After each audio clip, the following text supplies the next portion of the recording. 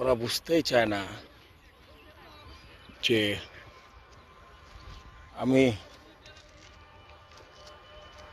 এই কাজটা করি নাই, দায় স্বীকার করে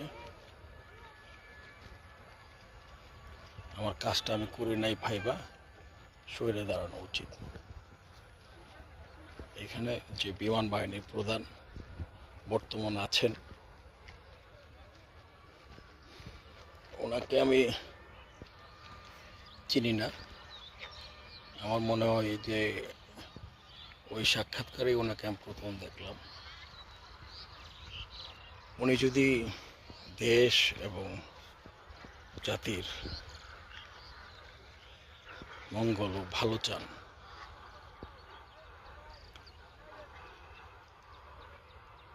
হয়তো দায় স্বীকার করে ক্ষমা চান, আকাশ পথের যে যন্ত্রগুলা ওইগুলো আপডেট করেন, এগুলা সরকারি কাজ সরকার করবে। দায় স্বীকার করাটাই সমস্যার সমাধান। এই জিনিসটা বাংলাদেশে দরকার, যেহেতু এত এত হত্যাকাণ্ড, এটা তো লাশের দেশ হয়ে গেল। এভাবে তো একটা রাষ্ট্র, একটা দেশ চলতে পারে না। প্রত্যেকটা পথে পথে বাধা, সচিবালয়, এটা ওটা, মন্ত্রীরা যারা মন্ত্রী উপদেষ্টা সবাই স্তব্ধ। কারণ সে তখন কি করবে? বিষয়গুলা সরকারে যারা আছেন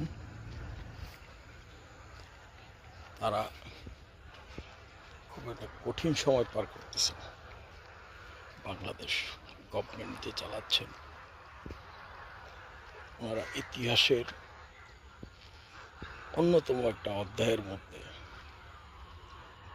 গল্প কাহিনী লিখতেছেন।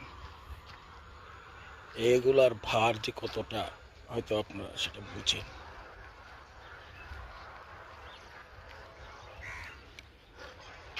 দেশকে চাইলে আপনারাও শান্ত করতে পারেন, দেশকে চাইলে আপনারা ভালো রাখতে পারেন।